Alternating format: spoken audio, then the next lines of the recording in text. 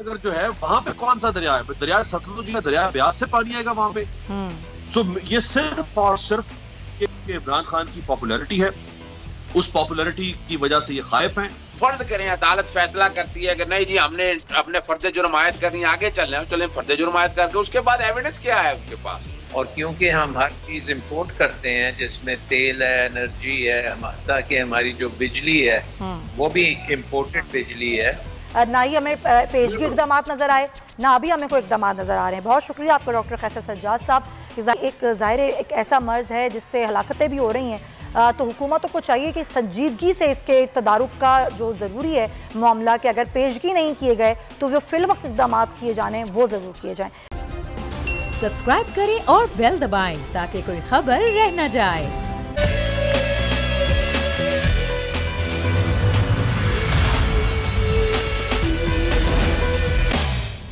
बिस्मिल्लाहिर्रहमानिर्रहीम, अस्सलाम वालेकुम। प्रोग्राम में मैं सुमैया रिजवान आपको खुशामदीद कहती हूँ।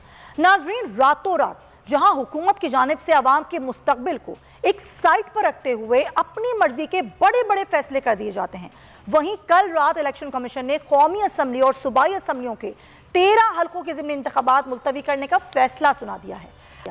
जवाब हैं 3: दहशतगर्दी, सैलाब और सिक्योरिटी फोर्सेस की अदम दस्तियाबी। हैरत की बात तो यह है नाजरीन कि कुछ अरसे कबल ही इलेक्शन कमीशन की जानिब से अदालत में बयान दिया गया था कि हम इलेक्शन के लिए बिल्कुल तैयार हैं, मगर शायद कराची के हल्का NA 245 के ज़िमनी इलेक्शन में तमाम इत्तेहादियों को बदतरीन शिकस्त।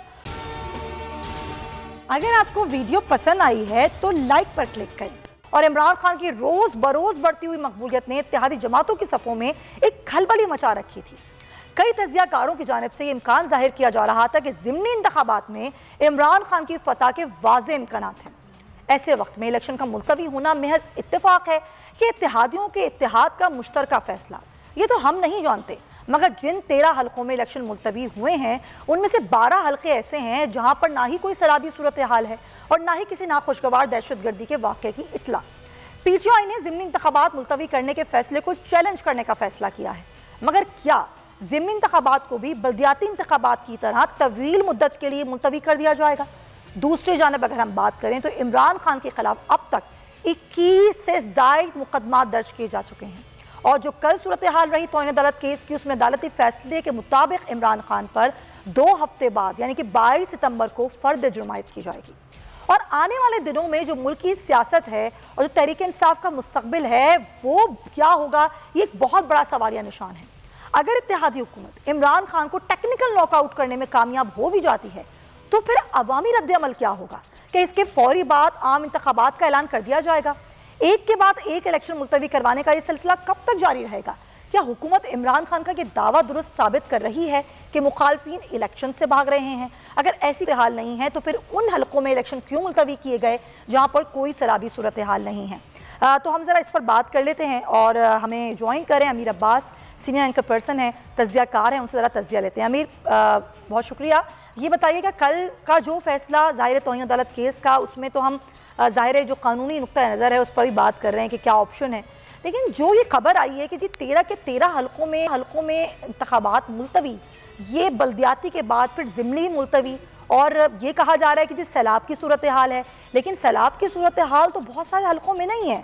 क्या आपको लगता है वाकई हुकूमत जो है वो इलेक्शन कराने से भाग रही है? जी सुमैया, बहुत सारे नहीं, इनमें से किसी हल्के में भी सैलाब की सूरत हाल नहीं। अब फॉर एग्जांपल बहुत सारे देखने वाले जो लोग पंजाब से बिलोंग नहीं करते, जो सिंध से हैं, वो समझ रहे होंगे कि शायद इन इलाकों में पंजाब में सैलाब आ सकता है, या सिंध के हल्कों के बारे में पंजाब के लोग समझ रहे होंगे। तो मैं चंद हल्के आपके सामने रखता हूँ, जैसे शेखुपुरा का हल्का, बिल्कुल, जहाँ पे सूबाई नशिस्त पे इलेक्शन होना था परसों 139।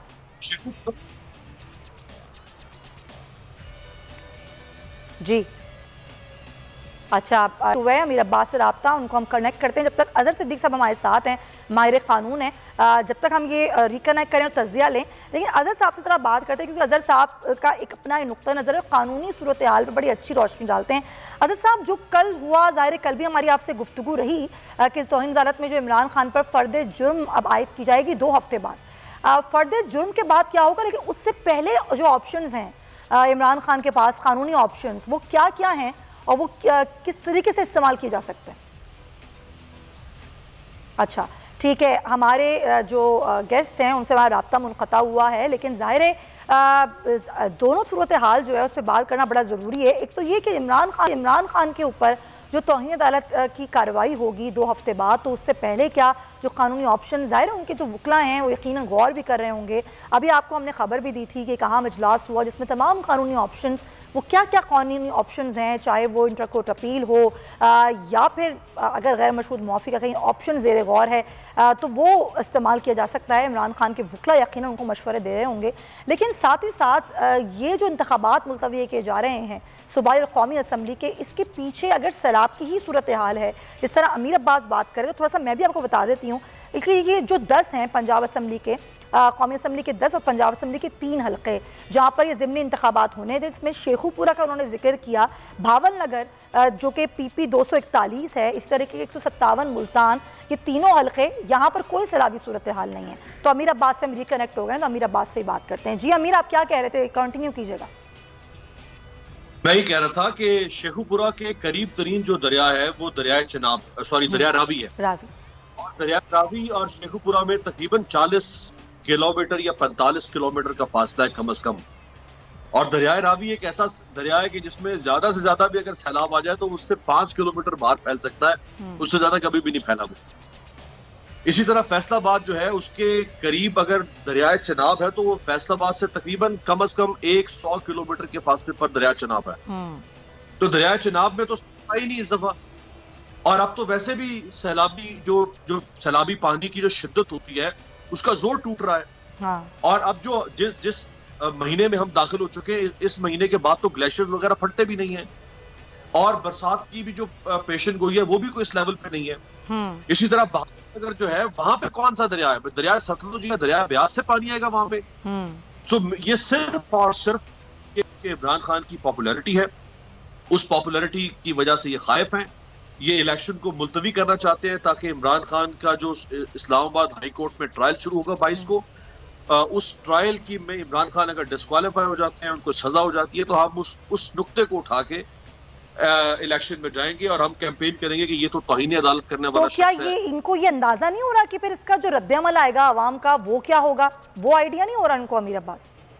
तो उनको बिल्कुल अंदाजा हो रहा है, क्योंकि वो मुसलसल इन 5 महीनों में इमरान खान की पॉपुलैरिटी और जो बाई इलेक्शन अब तक हो चुके हैं, चाहे बाई इलेक्शन हो चाहे पंजाब के 20 इलेक्शन हो, इमरान खान के जलसे हो। आप देखें ना, कल जो इमरान खान ने जलसा किया, परसों चिश्तिया में जलसा किया, कल वहाँ मरियम बीबी ने जलसा किया, खान का जलसा था वो एक बड़े ग्राउंड पे था।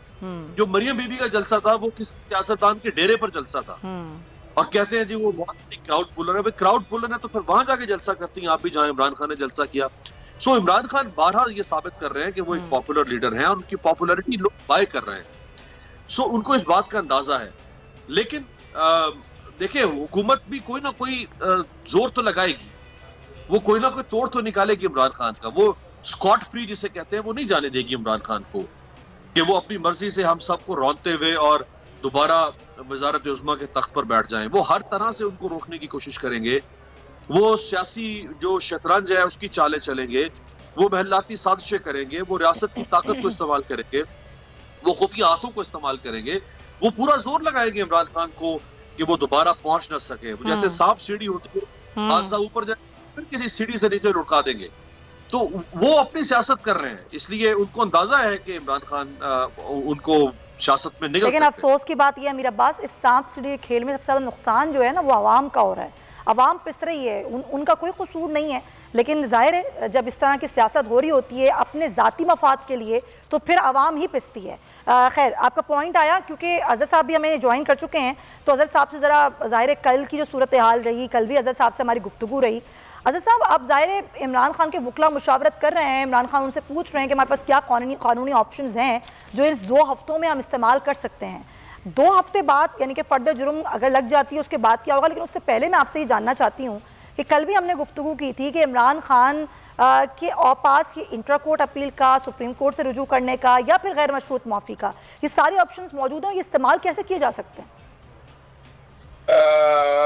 बहुत शुक्रिया।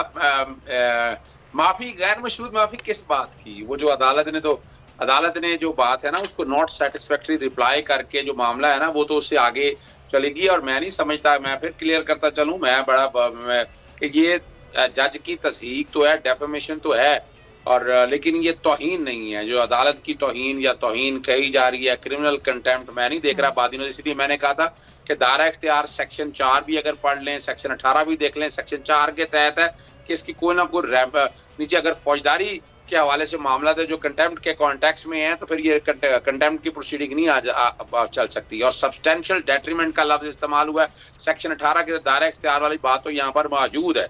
यहाँ बिला मशरूत माफी, अब देखें ना, एक जो आप कंस्पिरेसी थ्योरी समझ लें आप कि इलेक्शन कमीशन या उसके आसपास लोग इंतजार कर रहे थे कल का दिन, कि कल का दिन इमरान खान साहब की तरह बिला मशरूत माफी कोई आ जाएगी, कोई माफीनामा आ जाएगा, तो माफीनामे के बाद अदालत उस माफीनामे को कबूल नहीं करेगी और उनकी कल नायली हो जाएगी। नायली होगी तो इलेक्शन कमीशन को कहा जाएगा डिस्क्वालीफाई करने के 60 और फिर इलेक्शन ऑटोमेटिकली इमरान जो है इलेक्शन से बाहर हो जाएंगे। अब कल का जो इलेक्शन शेड्यूल मुलतवी करना है ना, वो इस बयानिए को तकवीयत दे गया है कि वन वे और दी अदर कहीं ना कहीं ये ऐसी बात तो है। अब ये बातें तो वक्त बताएगा, वक्त साबित करेगा। और अब जो है ना मामला, अब इन चीजों को रखते हुए सामने मैं जो समझता हूं, मैंने कल भी बताया था, आज ही मैं कहता हूं कि 265D की दरखास्त बिल्कुल देनी चाहिए। इमरान खान के खिलाफ जितना मटेरियल इस वक्त अवेलेबल है उसकी बुनियाद पर तौहीन अदालत की प्रोसीडिंग बनती ही नहीं है, तो ताकि फर्द जुर्म आयद ना हो। दूसरा है इंट्रा कोर्ट अपील, इसके अगेंस्ट इंट्रा कोर्ट अपील दायर की जाए और वो रेमेडी है। लेकिन अब यहाँ बड़ा मजेदार मामला आएगा कि इस्लामाबाद हाई कोर्ट में 5 और एक जस्टिस आमिर फारूक जिसमें फर्द जुर्म आयद किया, तो 6 जजेस के बाद बाकी जजेस तो है नहीं, ये कम बेश 7 जजों ने या 8 जजों ने सुननी है। तो फिर मामला जाएगा सुप्रीम कोर्ट में, सुप्रीम कोर्ट इसको लाहौर हाई कोर्ट, पाकिस्तान के किसी हाई कोर्ट में ये भेजेगी जाके इंट्रा कोर्ट अपील जो, और इंट्रा कोर्ट अपील की रेमेडी लेनी चाहिए। फिर ये मामला बराह रास्त सुप्रीम कोर्ट में भी जा सकता है कि इंटरप्रिटेशन का मकसद है कि अगर ये सिविल कोर्टों की इस तरह की कंटेम्प्ट जो है हाई कोर्ट है, वो तो फिर रुझान अभी आप ट्विटर पे आप देख रहे हैं तूफान क्या आ रहा है, सबूत आ रहे हैं सिविल कोर्टों में क्या कुछ हो रहा है, सेशन में क्या कुछ हो रहा है। तो ये तो फिर एक ऐसा अनएंडिंग मामला शुरू हो जाएगा कि जो हमारी कोर्टें जो है ना हाई कोर्टें, वो तो फिर कंटेम्प्ट के मामला ही सुना करेंगे और इतने ज्यादा होंगे, बड़ा मुश्किल हो जाएगा। तो अजहर साहब आप ये कहना चाह रहे हैं कि भाई ये मामला यहाँ पे खत्म नहीं हुआ है, क्लोज नहीं हुआ है, बहुत से ऑप्शंस हैं जो कि इस्तेमाल किए जा सकते हैं और ये 2 हफ्ते से के अंदर अंदर ही इस्तेमाल किए जा सकते हैं। जी बिल्कुल, 2 हफ्ते के बाद भी हो सकती हैं, मैं ये नहीं कह रहा, लेकिन 2 हफ्ते से पहले इंट्रा कोर्ट अपील फाइल करनी चाहिए, 265 की दरखास्त देनी चाहिए और इसके आगे की है। और फर्ज करें अदालत फैसला करती है कि नहीं जी हमने अपने फर्द जुर्म आयद करनी, आगे चलें फर्द जुर्म आयद करके, उसके बाद एविडेंस क्या है उनके पास? एविडेंस तो ऐसी कोई है नहीं जो सब्सटेंशियल डेट्रीमेंट, यानी पूरी दुनिया के अंदर ये मामला देखा जाएगा। इस तो पूरी दुनिया की नजर है पाकिस्तानी इस कंटेम्प्ट के कॉन्टेक्स्ट में, के कंटेम्प्ट जो है काफी हद तक ऑब्सोलीट हो चुका है। और मैंने आपके सामने वो अपना कॉलम का भी जिक्र किया था, फिर मैंने अमेरिकन सुप्रीम कोर्ट की मिसाल दी थी। अमेरिकन सुप्रीम कोर्ट में अबॉर्शन के हवाले से जब फैसला किया तो लोग बाहर अजीबो गरीब से कतबे उठाकर ले आए। प्रेसिडेंट ऑफ अमेरिका ने ऐसी बातें की घोड़े कि उन्होंने अमेरिकन सुप्रीम कोर्ट ने कंटेम्प्ट ले ली, और अपना वेल्स ने और इंग्लैंड ने, वेल्स और अपना इंग्लैंड ने जहां बैठकर बाकायदा सेक्शन 33 तो है वो खत्म ही कर दिया कि आप स्कैंडलाइजिंग द कोर्ट कंटेम्प्ट नहीं रही है। तो ये वो बात है जो अदालतों में भी हो रही है, सॉरी बाहर कल भी ये जिक्र हुआ, और जाहिर ये बात तो होगी, लेकिन जाहिर देखना ये होगा कि खुद इमरान खान और उनकी जो लीगल टीम है वो क्या सोच रही है। जाहिर ये सारी चीज़ें उनके सामने भी हैं। अजहर साहब बहुत शुक्रिया, thank you so much for your time. और अब देखना ही होगा कि हम बात करते हैं ना मीर अब्बास के इस केस का, इससे कोई ताल्लुक नहीं है। हुकूमत बार बार ये कहने की कोशिश करती है कि जी कल जो ज़ाहिर तौहीन अदालत का मामला है, इससे इस बात का कोई ताल्लुक नहीं है कि अगर ज़िमनी इलेक्शंस जो हैं वो आगे बढ़ाए जा रहे हैं। लेकिन जब लोग कड़ी से कड़ी जोड़ते हैं तो वो कहते हैं कि भाई आप फिर आज ही क्यों मुलतवी कर रहे हैं? आप पहले भी तो कह सकते थे ना कि ये सैलाबी सूरत हाल कोई आज तो नहीं आई, कल तो नहीं आई, ये तो पहले भी कहा जा सकता था कि जी मुलतवी हो रहे हैं सैलाब की सूरत हाल के बाइस। जी ये बिल्कुल सही आपने सवाल उठाया। देखें अब जो इलेक्शन 25 तारीख को है उससे पहले करने की तो चले आज को लॉजिक ये बना सकते हैं, लेकिन जो इलेक्शन परसों हो रहा है, अब नया तो कोई सैलाबी लेना नहीं आ रहा। बिल्कुल ना महकमा मौसमियात ने कोई ऐसी पेशन गोई की है कि पाकिस्तान में अचानक कोई 20-25 या 30 इंच मिलीमीटर की कोई बारिश होने जा रही है। तो ये अचानक इलेक्शन और कैंपेन शुरू होके कैंपेन खत्म होने वाली थी। आज कैंपेन का लास्ट डे है जी। पॉलिटिकल पार्टीज जो है वो कल जैसे खुद मरियम गई हुई थी चिश्तिया जलसा करने के लिए, तो समझ से बालातर है कि इलेक्शन से 2 दिन पहले आप इलेक्शन को मुलतवी करते हैं। और जो 25 का इलेक्शन है, अच्छा फिर 1 अक्टूबर के पहले हफ्ते में भी इलेक्शन था।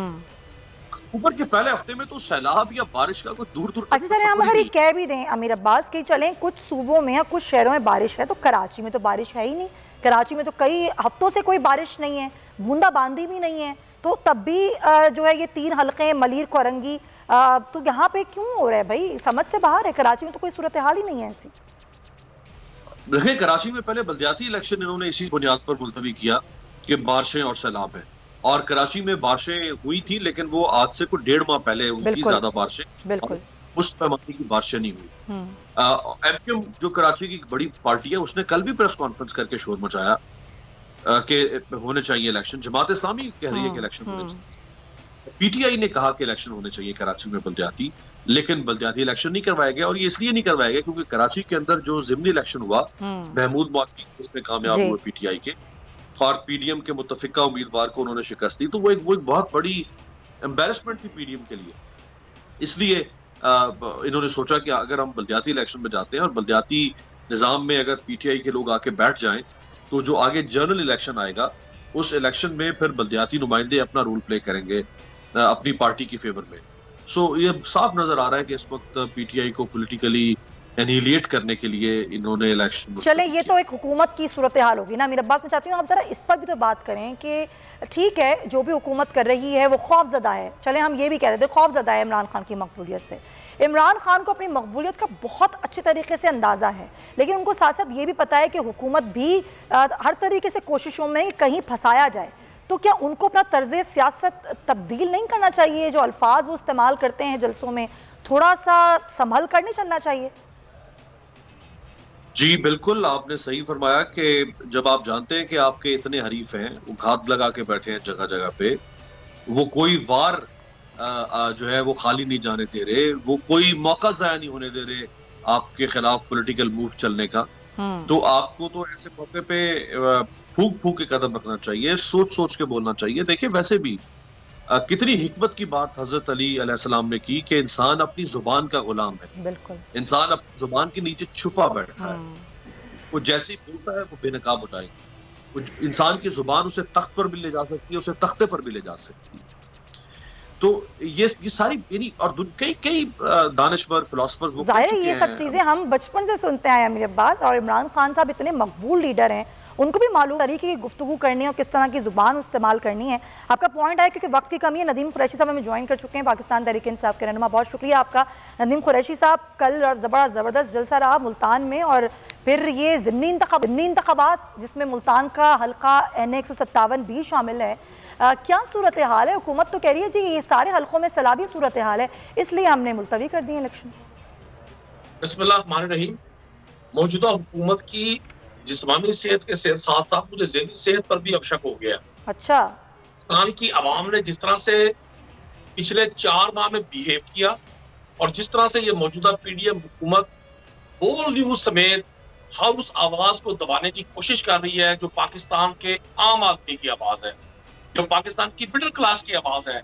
जिस तरह से पाकिस्तान के जर्नलिस्ट पर, मीडिया चैनल्स पर, मुख्तलिफ सहाफियों पर जो कुछ रवैया रखा गया उसकी माजी में मिसाल कभी नहीं मिलती। उसी पैराए में मैं आपको अर्ज कर दूं, कल मुल्तान की आवाम के लिए एक बहुत बड़ी खबर थी, और इनके इस दौड़ लगाने ने, इनके इसको भाग जाने में हमारा चूंकि सराइकी वसेब है, जहाँ एक बड़ा लफ्ज चलता है कि जी दौड़ लाती है, ये कल भागे हैं। मुल्तान के सराउंडिंग में 100 किलोमीटर तक कहीं कोई सैलाब का एक जरा भी नहीं है। डीजी खां डिवीजन के 3 अजला मुतासिर हुए, वहाँ पे इमदादी सरगर्मियां जारी हैं, पाक फौज के लोग भी मेहनत कर रहे हैं बहुत ज्यादा, गवर्नमेंट ऑफ पंजाब भी, चौधरी परवेज लाई साहब की पूरी टीम बहुत मेहनत कर रही है। ये लोगों के लिए बड़ा हैरान कुन है कि इन इंतखाबात का मुलतवी हो जाना, और मैं इसको फतह की नवीद समझता हूँ। रात मेरी इमरान खान साहब से ज़ाती तौर पे भी गुफ्तगू हुई, मुझे बात करने का मौका मिला, तो हमने उनको बता दिया कि खान साहब आपका बयानिया इस कौम ने जिस तरह से उसको रिसीव किया है, और जिस तरह से आज आम आदमी अपने जज्बात का इजहार कर रहा है, अब हम पर बतौर एक जमात जिम्मेदारी बन गई है कि हम आने वाले दिनों में लोगों के इस जज्बात का, लोगों की इस तवक्कुआत का, लोगों के इस ट्रस्ट का, वो देखे ना, वो आप किस तरह करेंगे। जरा मैं ब्रेक ले लूं। बहुत शुक्रिया अमीर अब्बास आपके वक्त का। मैं ब्रेक ले लेती हूँ नदीम, फिर आपकी बात को यहीं से कंटिन्यू करते हैं। स्टे विद अस।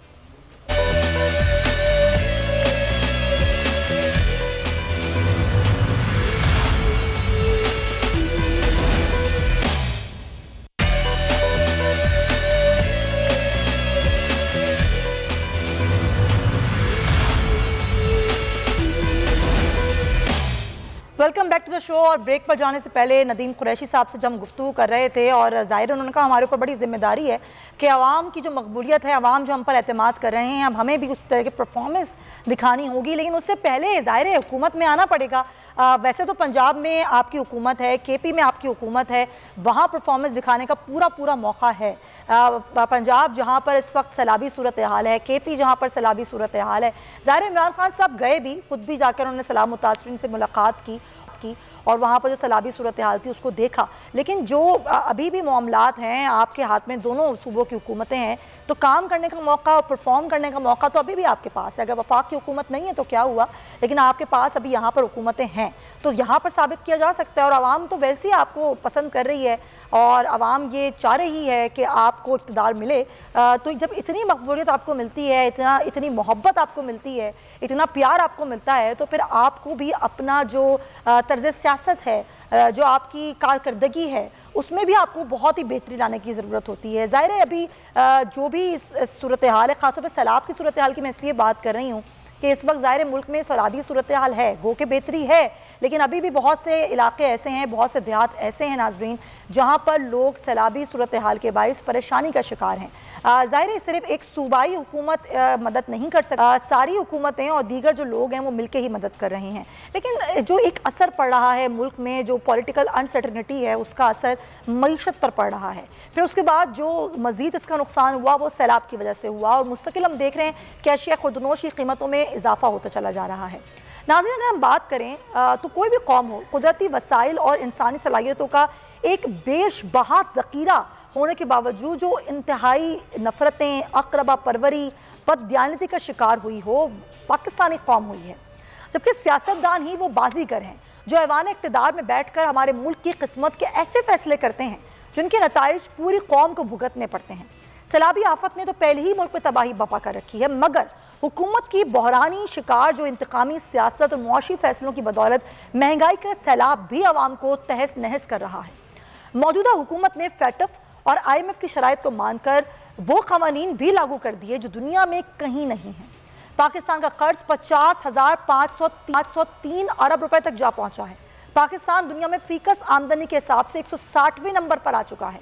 तारीख की बदतरीन महंगाई से परेशान शहरियों को फ्लोर मिल्स और ताज़ा दूध बेचने वाले रिटेलर्स ने कीमतों में मजीद इजाफा करके एक और झटका दे दिया है। जबकि इत्तेहादी सरकार सब ठीक हो जाएगा की रट लगाए हुए हैं। डॉलर मजीद महंगा होता चला जा रहा है, बिजली की कीमतों में इजाफा हो रहा है। आज अगर ये कहा भी गया है कि 4 रुपये कुछ पैसे का कमी की जाएगी, तो वो आगे अगले महीने में होगी, जिसमें लाइफलाइन सार्फिन पर इनका इतलाक नहीं होगा। फ्यूल प्राइस एडजस्टमेंट की रियायत भी एक वक्ती रिलीफ करार दिया जा रहा है। और वज़ीर ख़जाना मिफ्ता इस्माइल जो कि वह एतराफ़ी कर चुके हैं कि जो सब्सिडी हम दे रहे होते हैं इससे अमीर आदमी को ज़्यादा फ़ायदा होता है। तो जनाब आली, फिर आखिर वो वक्त कब आएगा जब गरीब को भी फ़ायदा होगा कि इलेक्ट्रिक का इदारा जो कि माजी में फर्नेस ऑयल और गैस से बिजली पैदा करता था, आज सिर्फ गैस से ही बिजली बनाना क्यों नज़र आ रहा है। आर्मी मार्केट में खुर्दनी तेल की कीमतों में रिकॉर्ड कमी के बावजूद पाकिस्तानियों के तेल और घी का खर्चा कम क्यों नहीं हो सका है? क्या इसीलिए कर्जा मिलने पर हुकूमत की जानिब से शादियाने बजाए जा रहे थे? एक महंगाई का नया तूफान आने वाला है, क्या इसीलिए कौम को मुबारकबादें दी जा रही थी कि अब महंगाई कम हो जाएगी? और नाज़रीन, जो प्राइस एडजस्टमेंट आपके और मेरे बिलों से ली जा रही है उसकी मिसाल मैं कुछ इस तरह से देती हूँ कि आज आपने एक समोसा खरीदा हलवाई की दुकान से और वो आपने खा लिया, लेकिन अगले महीने वो हलवाई आता है आपके पास और कहता है कि क्योंकि घी की और ऑयल की कीमतें बढ़ गई हैं तो वो जो समोसा आपने पिछले महीने खाया था, लाइए उसके और पैसे निकालिए। तो ये सूरत हाल है हमारे आज बिजली के बिलों की।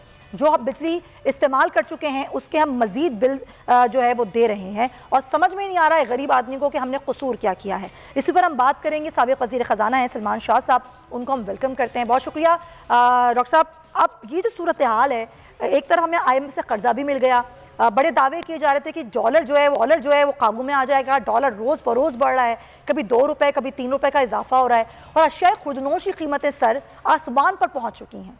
क्या वजह क्या है, इसकी सबसे बड़ी वजह क्या है महंगाई की? देखिए, एक तो ये है कि महंगाई की वजह तो हमारा जो IMF प्रोग्राम है और उसकी जो पीछे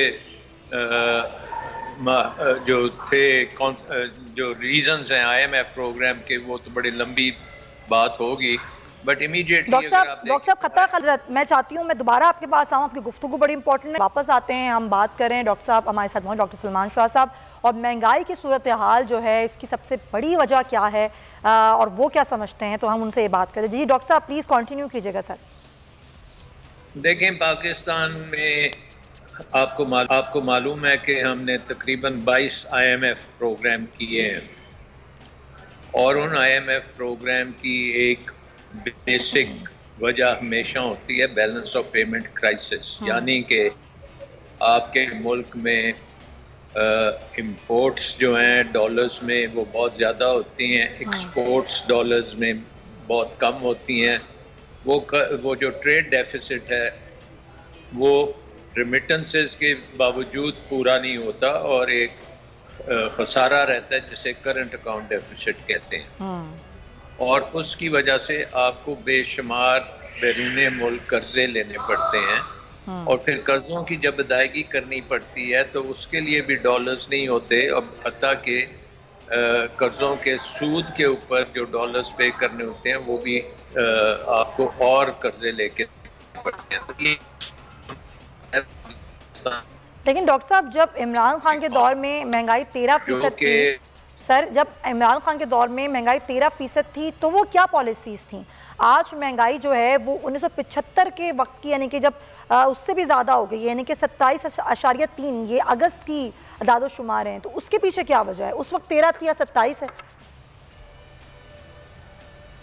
देखें, जो IMF प्रोग्राम है वो कहता है कि जब आपके पास डॉलर्स नहीं हैं तो फिर आपको डॉलर की कीमत जो है सप्लाई और डिमांड के मुताबिक तय करनी पड़ेगी। अच्छा। और जब डॉलर कम होते हैं तो डॉलर की कीमत बहुत ज़्यादा हो जाती है, और क्योंकि हम हर चीज़ इंपोर्ट करते हैं जिसमें तेल है, एनर्जी है, ताकि हमारी जो बिजली है वो भी इम्पोर्टेड बिजली है, तो वो डॉलर्स में जब उसकी अदायगी करनी पड़ती है तो रुपया इतना कमज़ोर है कि वो बहुत महंगे रेट्स पे फिर अवाम तक पहुंचती है, और उसका फिर एक इन्फ्लेशनरी इम्पैक्ट, तो ये रुपये की कुव्वत ख़त्म होने की वजह से एक बहुत बड़ा इम्पैक्ट है।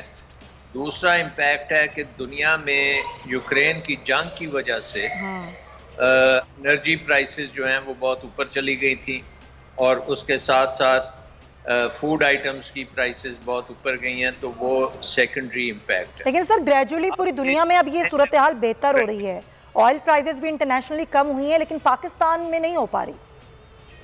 जी, उसकी वजह ये है कि IMF प्रोग्राम में एक शिक है जिसका ये कहना है कि जितना हुकूमत खर्चा करेगी वो अपना खर्चा टैक्सेस से कलेक्ट करेगी, और जब हुकूमत का खर्चा ज़्यादा होता है तो टैक्सेस जो हैं वो ज़्यादा कलेक्ट करने पड़ते हैं, और टैक्सेस जो हैं वो हमारी बिजली के ऊपर भी लगे हुए हैं और हमारे तेल पे भी लगे हुए हैं, और उसके साथ साथ उनकी जो रिकवरी है वो भी हम इंक्रीज़ करते हैं, प्राइसेस इंक्रीज़ करके करते हैं।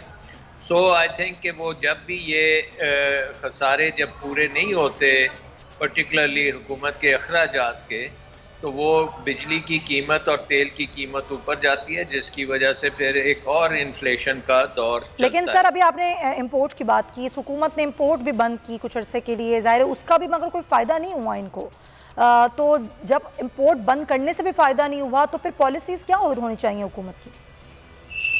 देखें, इंपोर्ट बंद करने का भी इजाज़त नहीं है IMF प्रोग्राम में। IMF प्रोग्राम में ये है कि आप किसी को बैन नहीं कर सकते, ट्रेड में आप ड्यूटी लगा सकते हैं लेकिन बैन नहीं कर सकते। लेकिन इसके साथ साथ जो मेन इशू है वो IMF ने भी अपनी रिपोर्ट में बता दी है, और वो इशू ये है कि पाकिस्तान की जो पॉलिटिकल अनसर्टेनिटी है उसकी वजह से भी रुपया कमज़ोर है। उसकी वजह ये है कि जब आपकी पॉलिटिकल अनसर्टेनिटी ऊपर जाती है तो पाकिस्तान का जो कर्ज़ों का बोझ है वो बढ़ जाता है, क्योंकि आपको जब कर्जे वापस करने का वक्त आता है या उनके सूद देने का वक्त आता है तो वो बहुत ज़्यादा अमाउंट आपको पे करनी पड़ती है।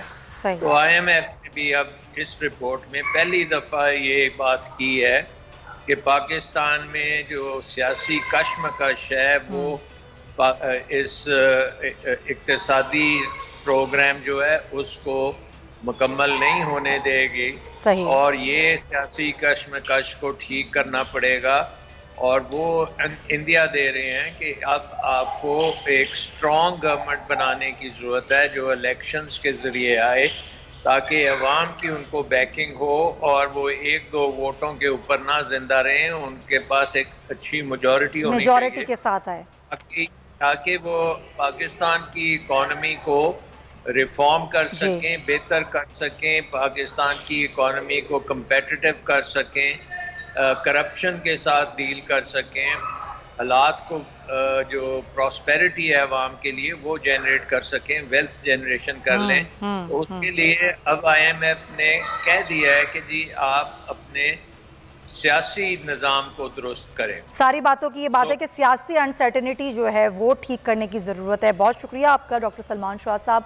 बहुत सारे फैक्टर्स उन्होंने बताए महंगाई के, लेकिन उन्होंने जो अहम फैक्टर बताया वो ये कि पॉलिटिकल अनसर्टेनिटी जो है वो सबसे बड़ी वजह है अनस्टेबिलिटी की। जो इकॉनमी में अनस्टेबिलिटी, अगर हम चाहते हैं कि एक मजबूत मईशत हो तो एक मजबूत पॉलिटिकल जो एक निज़ाम है वो बड़ा ज़रूरी है। एक ऐसी हुकूमत आए जो 2/3 अक्सरियत से हो, आवाम के वोटों से हो, मजबूत हो, ताकि पूरी दुनिया को पता हो कि फिर उन्होंने जो फैसले लेने हैं वो मुल्क को कौम के लिए लेने हैं। आगे बढ़ते हैं और एक और मसले पर बात करते हैं, और वो है डेंगू का मामला। हम देख रहे हैं नाज़रीन कि पूरे मुल्क में ही डेंगू बढ़ रहा है, डेंगू के केसेस बढ़ रहे हैं, चाहे वो पंजाब हो, KP हो या फिर कराची हो। कराची में भी हम देखें शहर खाइब में डेंगू के केसेस में एकदम से इजाफा हुआ है। तो 24 घंटों में जो अभी के अदाद-ओ-शुमार हैं वो 104 डेंगू केसेस जो हैं वो रिपोर्ट हुए हैं। 2 हलाकतें जो हैं वो भी रिपोर्ट हुई हैं। सबसे ज़्यादा जो मुतासरा ज़िला है वो है ज़िला शर्की, और जहाँ पर 45 केसेस रिपोर्ट हुए हैं। ज़िला वस्ती में भी 33 हैं। इसी तरीके से मुख्तलिफ ज़िले हैं जहाँ पर जो डेंगू केसेस हैं वो रिपोर्ट हो रहे हैं। रवा साल में सिंध भर में अगर मैं बात करूं तो तकरीबन 3201 डेंगू केसेस रिपोर्ट हुए हैं, और रवा साल में अब तक जिस तरह मैंने आपको पहले बताया कि 2 हलाकतें डेंगू से रिपोर्ट हुई हैं। डेंगू के लिए इकदाम नहीं किए गए, डेंगू से बचने के लिए बारिश, सैलाब, खड़ा हुआ पानी, क्या वजूहात हैं इसकी जानने की कोशिश करेंगे। हमारे ज्वाइन करें सेक्रेटरी जनरल हैं पाकिस्तान मेडिकल एसोसिएशन के डॉक्टर कैसर सज्जाद साहब। बहुत शुक्रिया डॉक्टर साहब आपके वक्त का। सबसे बड़ी वजह क्या है, क्योंकि डेंगू तो हर साल आता है लेकिन इसके लिए पेशगी इक़दाम करने पड़ते हैं, क्या हुकूमतों ने इक़दाम नहीं किए इसलिए डेंगू बहुत फैल रहा है? बिस्मिल्लाहिर्रहमानिर्रहीम, बहुत शुक्रिया आपका। देखिए बात सारी ये है कि डेंगू हर साल आता तो है, लेकिन चूंकि इस दफ़ा जो है ये बारिशें हुई हैं और बारिश का पानी बहुत सी जगहों पे जमा हुआ है। फिर जो सैलाब हमारे यहाँ सिंध में आया है, खासकर सबसे ज़्यादा सैलाब जो है सिंध में, बाकी तो पूरे पाकिस्तान में सैलाब आया, लेकिन सिंध के अंदर जो है ये इतने, मैं चूँकि एंटीयर सिंध से अभी सैलाब इलाके से मैं आ रहा हूँ, वहाँ पे बहुत बड़े बड़े मच्छर हैं, लोगों को काटते हैं और फिर वो इन्फेक्ट होके वो जितने भी इन्फेक्टेड लोग हैं वो फिर कराची आते हैं, और फिर वो कराची में आके जो उनको काटा जाता है, मच्छर काटते हैं, तो वो फिर वो भी इन्फेक्टेड होते हैं। तो इस तरह से ये इनकी तादाद बढ़ती जाती है। फिर वो मच्छर जो है वो जहाँ स्टेगनेंट वाटर है, जहाँ पानी जमा हुआ है, वो हटाया नहीं जाता है। हुकूमत की जिम्मेदारी है कि वो पानी को रोज रोड से या जहाँ भी है उसको हटाया जाए। तो उस पे ये जो ब्रीडिंग करते हैं, जहाँ वहाँ लार्वा पैदा होता है, वहाँ वो हजारों की तादाद में होता है, वो सारे के सारे जो पैदा होते हैं वो सारे इन्फेक्टेड होते हैं। लेकिन डॉक्टर साहब आपकी बात दुरुस्त है कि इस वक्त ज़ाहिर सूरत हाल मुख्तलिफ है, लेकिन डेंगू मार स्प्रे करवाए जाते थे पहले हर शहर में, हर सूबे में। इस दफ़ा हमें नज़र नहीं आया कि इस तरह से कोई टीमें आई हों, उन्होंने स्प्रे की हों शहर में। देखिए यही मैं आ रहा हूँ कि आप एक तो जो पानी जो कॉज है, आप कॉज को दूर करें ना। बड़े अफसोस की बात है कि पानी बारिश अभी तकरीबन 15 दिन से नहीं है शहर कराची में, लेकिन पानी जो जमा है वो उसको हटाया नहीं गया, नंबर 1। नंबर 2 बात ये है कि जब बहुत सारे, हमने ये देखा है, जब बहुत सारे लोग इंतकाल कर जाते हैं, बहुत सारे लोग परेशान हो जाते हैं, तब उसको जो है वो किया जाता है, उनको जो है ये स्प्रे किया जाएगा और बहुत सारी चीजें की जाती हैं। तो मैं ये कहता हूँ कि आपको हमारा prevention is better than cure. आपको पहले पता होता है कि जी बारिश होगी और फिर डेंगू के केसेस में इजाफा होगा, तो आपको उसकी प्रिवेंशन करनी चाहिए। और अभी भी कुछ देर नहीं हुई है, अभी बहुत ज्यादा केसेस आ रहे हैं, तो आप कम से कम, मुझे तो इतनी सारी, मैं पिछले 2 हफ्ते से डेंगू के बारे में बात कर रहा हूँ, लेकिन अब तक स्प्रे नहीं किया गया, कोई इक़दाम नजर नहीं आ रहे। आप सही कह रहे हैं, ना ही हमें पेशगी इक़दाम नजर आए, ना अभी हमें कोई इक़दाम नज़र आ रहे हैं। बहुत शुक्रिया आपका डॉक्टर कैसर सज्जाद साहब। एक ज़ाहिर एक ऐसा मर्ज़ है जिससे हलाकतें भी हो रही हैं, तो हुकूमतों को चाहिए कि संजीदगी से इसके तदारुक का जो ज़रूरी है मामला, कि अगर पेशगी नहीं किए गए तो जो फिल वक्त इक़दाम किए जाने वो ज़रूर किए जाएँ। इसके साथ ही नाज़रीन, प्रोग्राम का वक्त ख़त्म होता है। आपसे इंशाल्लाह पीर को मुलाकात होगी। अपना बहुत ख्याल रखिएगा। अल्लाह हाफ़िज़।